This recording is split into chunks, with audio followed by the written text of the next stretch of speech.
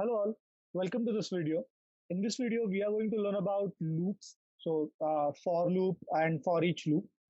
We have other loops as well, like while loop, do while, and some more.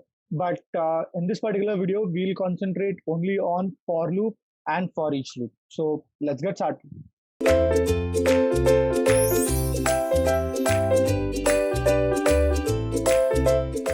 So you can see the content of this video will be basic for loop, basic for each loop, and nested for loop. So nested means a single for inside another for. So the way which we see in if else if logic, like we had nested if as well. On the similar note, we'll have this nested for loop. So without wasting time, let's get back to the Excel. So you can see I'm using the same sheet which we are using till now, so as to have the same code at a single place. So let me create another subroutine session marine. Okay, so I'll say for loop. So before starting with for loop, basic question: why do we need a loop?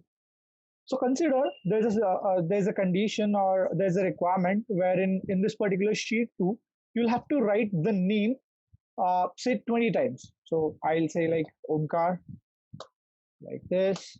So this is one way you can do it, or you'll have to drag it till here. So this is how you can do it. But using code, how can you do it? So one way is you can select that cell and you can enter it like one by one, like sheets 2 dot range a1 dot range a1 dot value equals to Omkar, then sheet 2 dot range a2 dot value equals to Omkar. So you'll have to write 20 lines. So you'll have to write. So for now you just have the range of 20. So you'll have to write 20. But in case if you have thousands of records, you can't write those many number of lines. So for that thing, we have loops. So we use loops where we have to write or we have to get the data in an iterative order, which has a similar set of data. So you can see the data is same, and we'll have to write it in this particular range a1 to a20 20 times. So what we can do it, how can we do it using loops is, so for loop, it says for I is just a variable. It is starting from 1 to 20, and it ends with next I. So this is the syntax of a for loop. It starts with a constant or starts with a name as for. Then there has to be one variable, starting range. Then there's a constant 2 and the end range, and it should end with next I. So the I stands for the variable which we have used over here. So if we are using any other variable, say j or k, it should come over here as it is. Next is we'll have to write the data as sheet 2 dot range a1 dot value is equals to Omkar. So right now what this will do is this will write this value Omkar in the cell a1 20 times, because we are not giving the range, like we are not giving the dynamic range. So to give dynamic range, what we can do is instead of this a1, we can write a and I. So this and what does it does is, like we'll see this in detail in the strings section, where we can see like how to concatenate two strings, or how to add two strings. So we'll see in detail in the strings session. But for now, just keep in mind that this and segment, or this and variable, or this and symbol is used to concatenate or used to add two strings. So here we have this string as a and this I. So for when I is equals to 1, it will come inside, and this now this is the value of I is 1, so this will become a1. And then we'll have sheet I, like then it will write the data as Omkar in this a1. it will come over here. With this next I, it will automatically increment I with 1. So whenever it, oh, sorry. So next time when it is here, when it is over here, the I is equals to 2. So here it will become A and I, so which means A2. Then again it will increment I plus plus. Now I will become 3. So it will become A3. So that's how it'll write. So let's try it out. So you can see if you hover your mouse over I, value of I is 1. And if you check the value over here, you can see in A1 it has written Omkar. Then you can, if you check the value of I, value of I is 2 now, because like it has just came out from next I to, for iterating for the next value of I. So the value of I is 2. Similarly, you can see it is putting down the data. So I'm just pressing F5. I'll just execute it on its own. So you can see we have the data over here. Let's do it for say range in B. Let's do it from, so consider B2 to B200.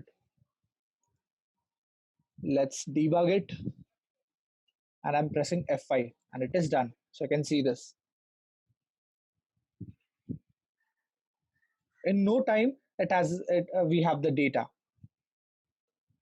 Okay, so this is how you can use the loops, or this is how you can use a for loop to iterate over any kind of data. So this is just about data. What we can do is we can enter the values as well. So what I will do is I'll just add a column over here, and I'll have to have a, so this consider this column as a serial number. So it will start from A1. It's like it's 1, 2, 3, 4, and so on. Okay, we'll have, consider we have to write the serial number as from 1 to say 1000. So how can we do that is, so you can see here, so say the range will be from 1 to 1000 now. And now we'll have to write 1, 2, 3, 4 in each of the cells. When I is equals to 1 in B1, we'll have to write 1. When I is equals to 2 in B2, we'll have to write 2. When I is equals to 3 in B3, we'll have to write 3.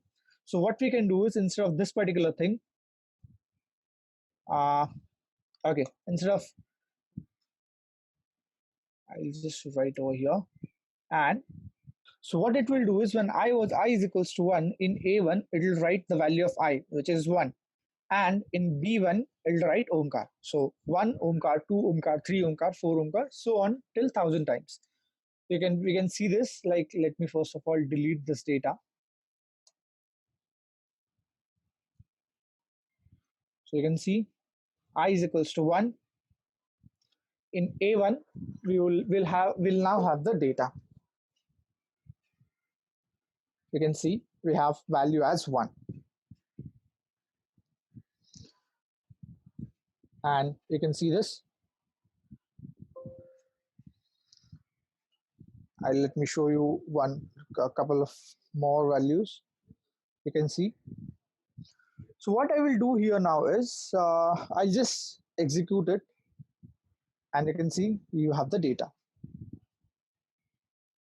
So it's done very quickly. It's very fast. You can see it like in no time you have the data. So what we will do is we'll try to add a button to this, like as we were doing it, as we had done it for done it in the form control session. So say session 13, and here I'll say edit text. Edit text as click to execute for loop. That's it. If I click OK, you can see we have the data. So that's how you use for loops. Next is for each.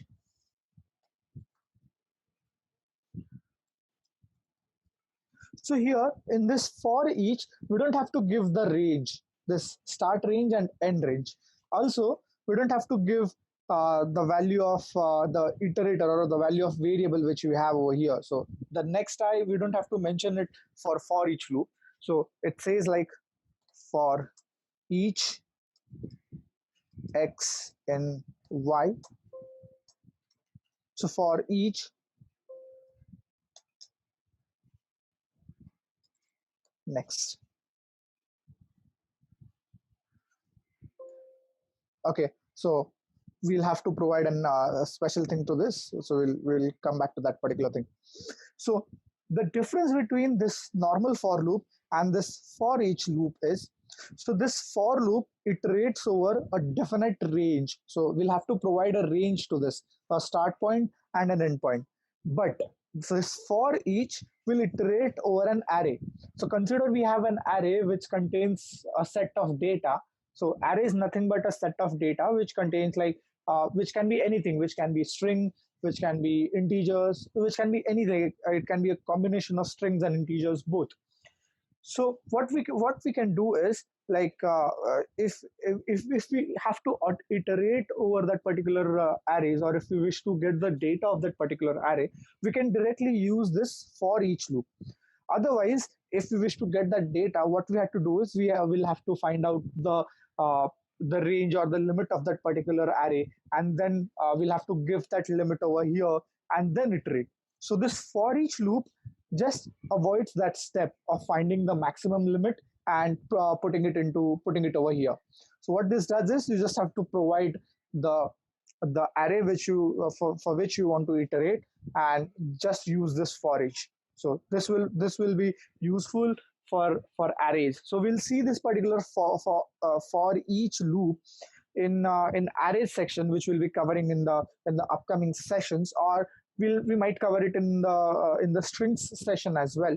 But so for now, just keep in mind like this for loop is used for a definite range where we'll have to provide a range on our cells, and this for each loop, it will be used over arrays where it will pick up the range dynamically depending on the length of the array, and it will iterate over it. So that's all we have for this particular video.